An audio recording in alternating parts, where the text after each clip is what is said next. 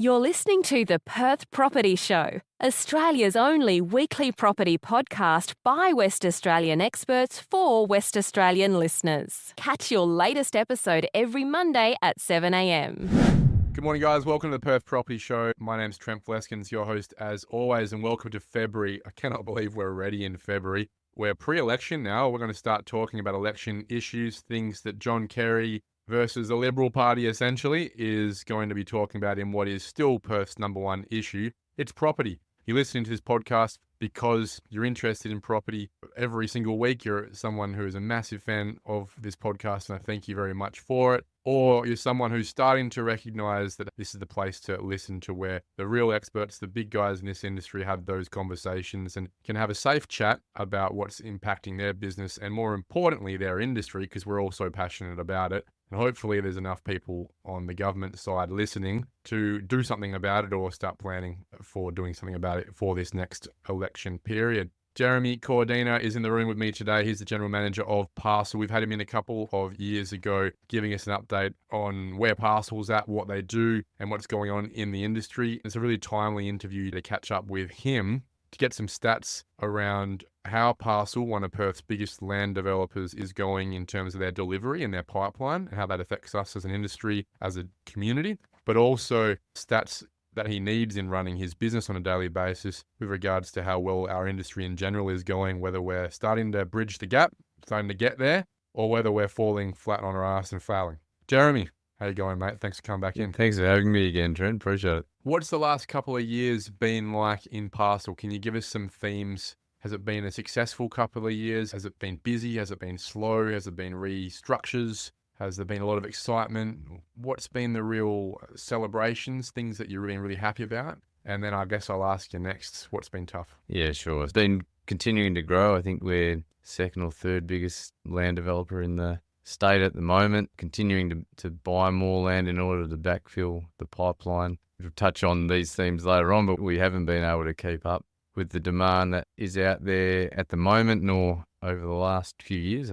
That's a good thing for business. Yeah, it's a good thing for business. Keep a waiting list. Yeah, we appreciate it's not a great customer experience when they look at our price list and there's nothing on there again. We're constrained by construction, really. We've got plenty of land in the pipeline and more to come, but just can't put them out quick enough. What are a couple of land developments that listeners would recognise that you guys are doing right now and some milestones you've hit over the last couple of years? We started a few new ones over the last 6 months. So we're up in Yanship, our indie project, pushing out 100 plus lots a year. We've just started our Mundajong project, which we're looking at putting out a couple of 100 lots a year. We've also wound a whole bunch of them up too. So we finished our Southern River and Wellard projects. We're about to finish up in Baldivis. A lot of those projects that have been in market for a long time are now finishing up, and we're moving on to the next one. So I guess the strategy here is to be across all geographical markets, spokes of Earth. Yep. Is there direction that you think has got the most legs, not just from a demand point of view, but from a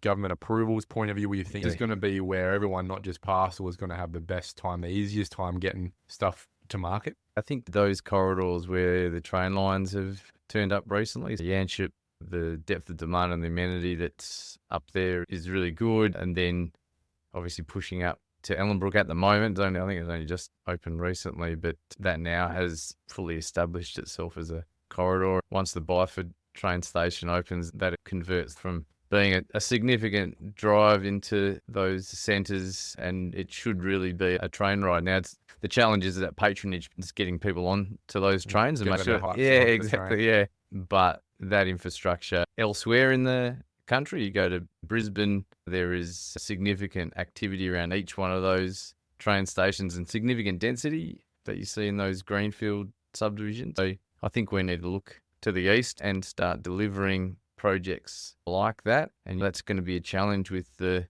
makeup of our construction industry in Western Australia. And the cost profile in apartments, or I guess any level of density, proper density, and the detached dwelling model as well. Yeah. Do you ever think we'd be talking about places like Mundajong and Yanchep and Bullsbrook as residential urban areas when you were 25 getting in the industry? Maybe not that long ago, but all of those areas have been zoned residential for the best part of 20 years. So an urban deferred sort of space. Yeah, that's initially. right. So Yep. the footprint hasn't necessarily expanded. It was always there. It was just a gradual filling out of the areas in between. You look at that southeastern corridor now, you've really only got 2 markets out there, but pretty much established and rolling into its final years. And Piara Waters, Gosnells is finished. Like, there's rats and mice as far as volume in there, but the only 2 volume markets that exist or will exist in the next 10 years are Hilbert and Mundajong, which is not a lot when you think that we're still getting 50-odd thousand international migrants turn up in the city of Perth every year. And we'll definitely talk about that. Do you think the golden mix for a land developer, especially an global land developer,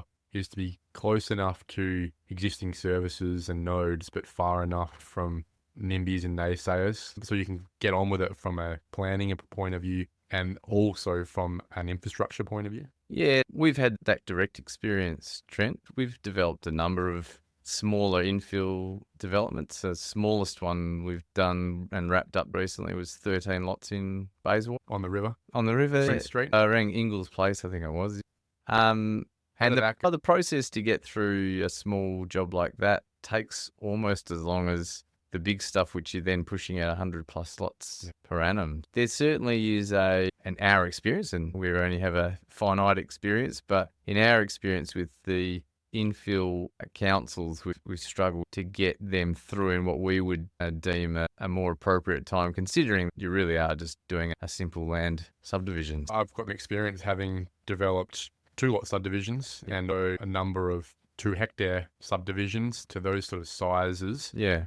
It's actually quicker to develop 2 hectares, 40 lots than it is to develop 700 square meters, 2 lots. The planning approvals are what they are, but the civil side is more refined. There's less people whinging about what you're doing. And at the end of the day, in that same time frame, obviously with more capital, you're making more of a difference to try and fix that supply issue in Western Australia. And I can understand how the smartest businesses in Perth, generally the ones with the most capital and the most experience, would go, why would I bother again with 13 lots when I can do 130 lots with the same people in the same time? And similar capital as well. Yeah, and exactly. That's probably it's being able to leverage that same amount of capital to get more and more supply out of it. We still have aspiration to have land supply across all key markets, and infill is one of those, but it is becoming more and more difficult to find the sites that aren't heavily constrained either by contamination or objection to development of those sites.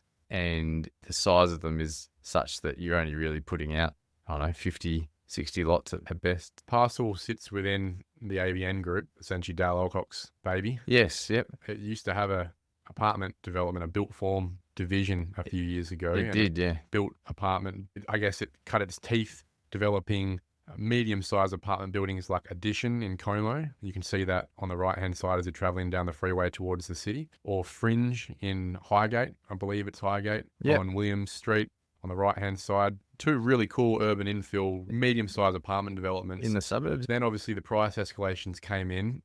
That whole team was made redundant, I assume, or moved on. The cost side of apartment builds is substantial unless the existing dwellings or stratas in those markets reached a certain point. Customers were deciding between a possibly more expensive apartment as opposed to a less expensive 3x1 rear strata sort of thing. So I think the recent price increases in those inner city markets will help that equation, but we still have a industry that is pretty devoid of apartment builders, and therefore the competition in that space isn't probably what it needs to be, or it certainly isn't what it is on the eastern coast anyways. I guess the point I'm making is you've got one of the most efficient integrated businesses in the industry in WA, being the ABN Group, who make half of the stuff they put into these places, Yep. right? So Dale's got his fingers in all of it. He can make the most of all the efficiencies of costs and people and time to get these things right. And then he's gone and had a crack at a couple of apartment buildings that the state government would be really happy with, and the community, I think, is happy with. And then he's gone, and then essentially the cost structures have started to change since COVID. They've exploded way faster than the market can afford to pay for them. And the guy with the most efficiencies in providing these medium-sized apartments, who you'd think has the best chance to keep that team going and fund them to give them a couple of projects every year, has had to go, we can't do it, mate. I'm sorry. We're just going to have to deploy that capital somewhere where we can actually make a dollar and the market can afford the price we would have had to set to develop that. That's a bit of an indictment on the whole industry, isn't it, as to where we are right now. If Dow Alcott can't get medium-sized apartments going and has essentially retrenched a division in the business, which I'm sure he hated to do, then how many more people in Perth can? I think that the reality of the apartment market in Western Australia is that it only constitutes 2 or 3% of the overall housing market, whereas on the East Coast,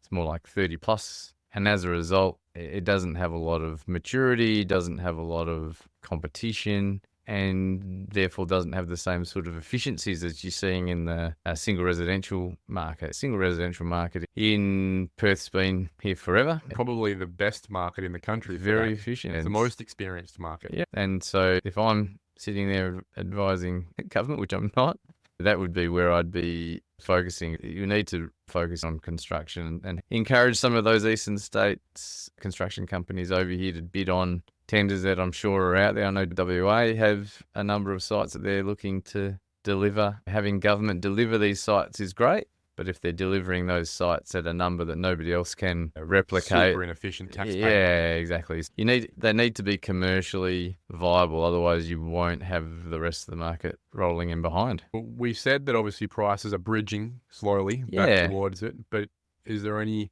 word from your boss that he's going to reopen the built form division anytime soon? I haven't spoken to him about that, but the fact that the prices are bridging is real. The forecasts for this next financial year is that prices aren't going backwards, they're going upwards.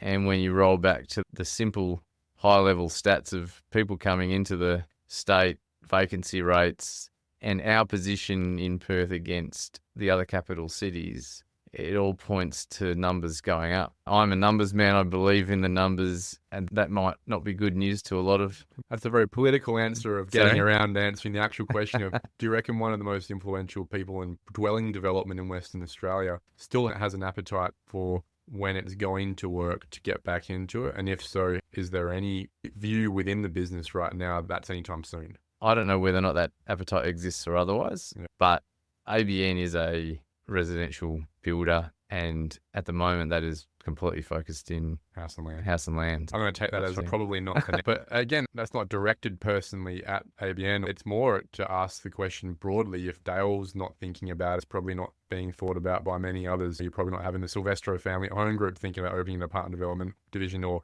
Nigel Satterley going, you know what we should do soon is start to try and get apartments going. All these big guys in the end that deliver dwellings, that have the money, that have the teams, it sounds like they're still focused solely on the path of least resistance. That is probably the path that's most effective to hitting the numbers we need if we are ever going to hit those numbers, and that seems to be land development. Let's talk about how that's actually going right now and comparing that to where the need is, where the demand is sitting. I want to start with one of your smaller projects, Mosaic in Balcatta. That's one that is in a market where it is far more expensive per square metre than probably anything else you've got. Yeah, it is, But also in a market that you'd assume is less sensitive to interest rates or pricing, you'd hope. Yep. I would have thought you'd finished that development and sold it out by now. What's the reality there of why you haven't? I assume it's not lack of demand. No, the approvals process in the City of Stirling is a challenging one. So that's taken a long time to get through all the relevant approvals. And then from a delivery perspective, we like to try and be accurate with our title delivery and make sure that lines up with when the site's actually ready. So we don't really do this 10, 12 month ahead of titles process. We like to be 3 to 4 months ahead of titles. And that's the reason that our estates might look as though there's nothing on the price book, because we're waiting till we hit that sort of band. Unfortunately, what's happening at the moment, or fortunately, depending on which side of the fence you sit, when we release, they usually disappear within half an hour to an hour, in which case there's still nothing on the price list the following days. It's a site that used to be a rubbish tip, or it's a swamp, as most of that area, Princeton All was, and therefore there's a lot of remediation required for that site. Is that just a reality of that development, that it was always going to take a long time, or is it taking longer than you thought it would, and why? It's taking longer than it should, and the reason why is that lack of understanding by some of those infill councils as to the fact that the sites that are left over are difficult sites. Yeah, for a reason. So they're either contaminated or they need remediation or they've got difficulty with the surrounding community who don't want the site to be developed. We've had that experience as well in Bayswater where the site was essentially just a mown grass patch, but people thought it was a park. As a result, we had years of problems trying to get through approval timeframes. So they're the types of situations that I'm sure we're no orphan in experiencing as a developer. They're quite small and minutiae, but if the government can somehow elevate those decisions out of the team and sort of bring them up to state significance, it might be a bit of a stretch, but that's going to help unlock a lot of sites that are sitting around. You will have driven around a lot of those areas and there's plenty of vacant land sitting around. You could carve up into 2, 3, 4, 5 dwellings, which would go a long way. It's planning. So if you're having to put your finger on one pressure, it's actually planning and not construction delivery. In the infill space, it's definitely an approvals concern. In the greenfield space, it's just capacity of construction. Talk to me about that. What's the reality right now in terms of, look, we've got this much in. If we could flick a switch tomorrow, we'd have X lots delivered in parcel now, but we're currently restricted to Y. What would those look like? We deliver about 1,000 a year and we could do 2. The construction market is at full capacity. You just don't have the tractors, the front end loaders, the people to sit in them. What do you reckon land development across Perth's capacity is? I think it's about 14,000 when I look at the numbers. What do you think? Would you agree it's close? Back in the 2006 boom, I think it was, we did 26, 27. At the moment, what is it? At the moment, you'd be lucky to be 50. All right. And what you're saying is we're at 50%. So if you double that, we're back to 26, 27, 28. Right? And that'll do it. And that would probably get us a lot closer to the issues we're facing right now, isn't it? When you add a couple of thousand apartments a year, if we're lucky. Yeah, that's right. If you have both of those segments running at full tilt, you're meeting demand, which means you're probably keeping a lid on price too. The interesting thing is I've been beating my drum for the last, however long it's been, years, but more specifically last couple of months on this particular point, that there's no point asking the land development industry to do more than it's doing. It's doing what it can do. Really, we need to absolutely unhinge the apartment development space and get an extra 10,000 apartments a year out of them. If we don't, we're never going to make this. What you're saying to me is, hey, Trent, it's probably easier to buy more tractors and get Watercorp to work a bit harder than to get the apartment stuff going right now. We've done it before in 15, we did it before 20 years ago. We can do it again. Yeah. We could just double land development and we would be able to start hitting those numbers. Yeah. Could you give us a bit more detail? I'm saying very callously it's tractors and sewers. What actually... It's bums on seats, essentially. The contractors have the capital to buy more tractors if they had another person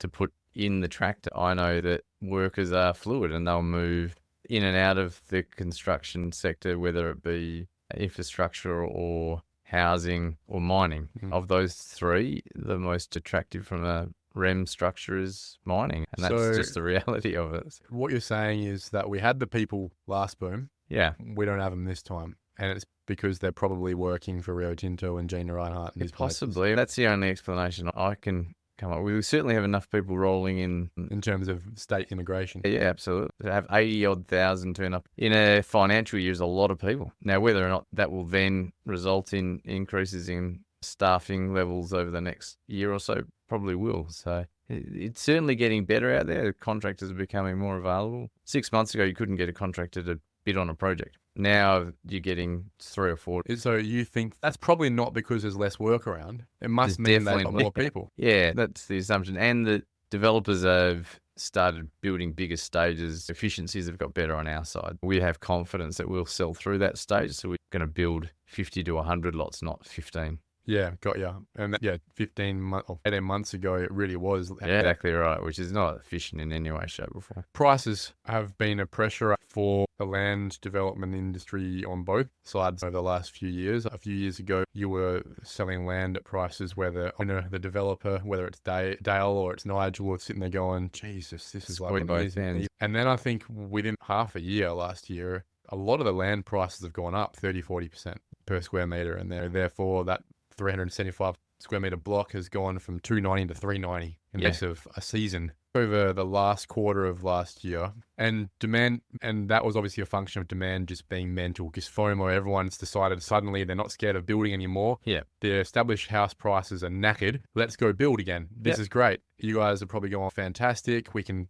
push through the pipeline. And then you start to see the numbers on sales soften a bit in the last quarter of last year. Yep. And I was sitting there thinking, I wonder what's going on here. And I'm starting to think in my head since Christmas, as I hear builders start to talk to me, that it's not the demand isn't there. It's that if a regular Joe and his partner can afford an $800,000 package, and that package is made up of a $350,000 lot and a $350,000 build, then yeah, sweet, we're ahead. Sign up today. But as that price for that block's gone from 350 to 410, and the build price has gone from 350 to 370, 380 every month, it's ticking up, and now that's at 410. We're currently got a package of 820, and I can't afford more than 800 unless interest rates drop. Am I right? Yeah, I'd suggest absolutely. The reality is that a large portion of our market has a price ceiling of 700, 750. So once you go beyond that number, you're just cutting out more and more of the market. Stuck in the house they're in or in the rental they're in right now. Yeah. Something I've noticed recently is they move from the preference they had, which might be your Piara Waters, it might be your Henley Brook, it might be somewhere closer to the city than Yanchep. Yeah. The sales rep at the building company goes, have you looked at Bullsbrook? Never would they have expected to go, we're going to live in Bullsbrook, Dallin, let's bring up the family here. They realize that the build price is just going up. It's not stopping. It's not going to go backwards. We know that as well. So therefore, I either make this call on Bullsbrook or do nothing and still spin my wheels in the established market trying to buy something. Yeah. So that's where it seems to be going. The land development sales pipeline seems to have transitioned from a lot of places where your Brabhams, your Henley Brooks, for example, just using the Northeast corridor, Yeah. Yep. to just cheaper land. Yeah. Are you seeing the same thing? Does that change the profile of where you guys are selling and therefore putting your efforts to develop right now? Our portfolio is our portfolio. So we always push our portfolio and make sure we're selling in every single one of our estates. It doesn't cost a different number to build the same home in Henley Brook versus the only variable factor is that land component. If you are stuck at the top end of your budget, the location is one of those variables that you have a look at. And I would like to think there's a bunch of land developers right now, if that's where their price point saturation is, where their focus is, they're sitting there with their fingers and toes crossed going, please get us a rate cut, please give us a rate cut. Because then that same person can now afford to pay you for that land at the price you set it at in June still. There's very rarely a government silver bullet, but I think there's one that's being put into the gun as we sit here today, and that is in the way it's called shared equity in the federal context. I think it's buyer assist or something along those lines. In that scheme, essentially the government picks up 30% of the home. That reduces your financial burden through interest expense of that particular purchaser. They've got limits in relation to packages and what you're allowed to be on, so it's targeted at lower income earners. A 30% reduction in a house and land package is a significant number, right? People, I think, will just take it because they're the ones going to be able to live in that property anyway. I think at the end of the day, it's identifying the priority of the market right now. Yeah. It is simply just getting in a home rather than sticking it out to try and save for that location that they would have liked to have been in. And I guess we saw the same thing in the established market where we saw Camillo go up 34% last year rather than people just holding out to try and get into Southern River. Yeah, it's obvious when I say it out loud, but I guess it talks to just the reality that there are some price pressures being hit right now in affordability in our market. Yeah, absolutely. And either we're going to have to wait for an interest rate cut or land developers, because builders won't do it, are going to have to drop some prices on some of that $1,000 a square metre stuff. Yeah, and you might see that occur based on developers wanting to hit volumes, because the reality is that there's over 1,000 people a month coming into the state. All of those people coming in have a budget. This is unfortunately the normal boom-bust cycle that Perth's so very good at. We overshoot it in both directions, and hopefully it's able to stabilise. Let's talk about overshooting and how close we are to doing that. We referenced at the start that we would talk about whether we are getting there or whether we're nowhere near getting there. I guess the artificial relief for some buyers in terms of prices is just going to be interest rates dropping sometime this year, and land developers are going to be waiting for that too in terms of being able to maintain their prices. It's a business at the end of the day. But as a state, let's talk about the numbers for a second more clearly on how we've been going in terms of starting to pare back that deficit of dwellings versus immigration numbers, or whether that deficit is still increasing. What do you got for me? Up until the end of the FY22 financial year, we were matching demand or beating it, which means we had a surplus. What are the numbers? So we're sitting at around 10,000 dwellings per annum over that period of time up until the FY22. What is that, a I mean, reduction? It was fluctuating from between a 10,000 surplus to a 10,000 deficit. So it works its way out, up and down. We were within range all the way through Yep. COVID up until 2022 on what we're producing versus how many people are coming in. Yeah, that's right. And then 22, 23 FY turns up, we get a net interstate dwelling requirement of 30,000 dwellings, and we produce 10. Okay, so why do we need 30-odd thousand dwellings? Because we had how many people coming? We had almost 90,000. We divide it by 2.3, but the average occupancy per dwelling, and we guess it at being 32,000 dwellings required. That dwellings is both the established market, apartments and land, but this Well, we're not established making any more listings, established. houses were pretty much maxed out. That left us with a shortfall of sort of 27-odd thousand for that financial year. And then this financial year, we've got the same numbers. So all that's happened is that we're now got a shortfall of 50-odd thousand dwellings. So adding those up, accumulating that. Exactly. Yep, So okay. it's just adding on top. Okay, so we're 50,000 dwellings down now as an accumulated surplus on your numbers. Yeah. And the last year's numbers were 16,000. Yep. Last quarter just came in at 5,800, which talks to more Better. of an annualizing in the 20s now. But still, we're bringing people in every year, more than we're building. So that deficit is probably going to continue to increase. What we're saying is we're not actually solving this problem. No, we're going backwards a little bit at the moment. And the catch-22 is that in order to fix it, we probably need more people to be in that construction industry. But we also have a problem with exactly how many people are in that industry versus other industries that don't help the housing supply. Yeah, and when we think about the state election, it's obvious the Labor government's going to win this one. So it will be business as usual. I think John Kerry's doing as much as he can, but he's also hamstrung by the fact that he doesn't control immigration and who comes in. And if we have 90,000 people come in, the issue is that only less than 10,000 of those are actually helping our industry. The rest of them are doing other things like studying. And so they're actually just creating more of a burden. And then you go to the federal election and you've really got two choices there. One is the same of what's been going on from a federal side, which is who actually controls our immigration. And then you've got the Liberal side with Peter Dutton saying, hey, I just want to slow down immigration massively. Now, that's going to be a double-edged sword because we still need to have a whole bunch of tradies coming into it. Absolutely, yeah. But the slowdown will actually eventually help because eventually our industry will be able to catch up. And then the question is, do we overshoot, right? And what's happening with the mining sector as well? If that slows down, and all of a sudden you have a huge resource that becomes available in a fairly short time frame. All of these things hold each other's hand and influence each other, so it's very difficult to pull one lever. But the mining cool-off, if it is happening, may actually be the solution that allows us to build more. Yeah, we'll get starting to redeploy that human capital back into our land industry. And I guess a really good identifier for people, punters listening along, is that if we do start seeing the land industry be able to punch out annual figures, annual lot production figures, and therefore completions of houses at some point as well, you'd hope, that are into the late 20s, 30,000.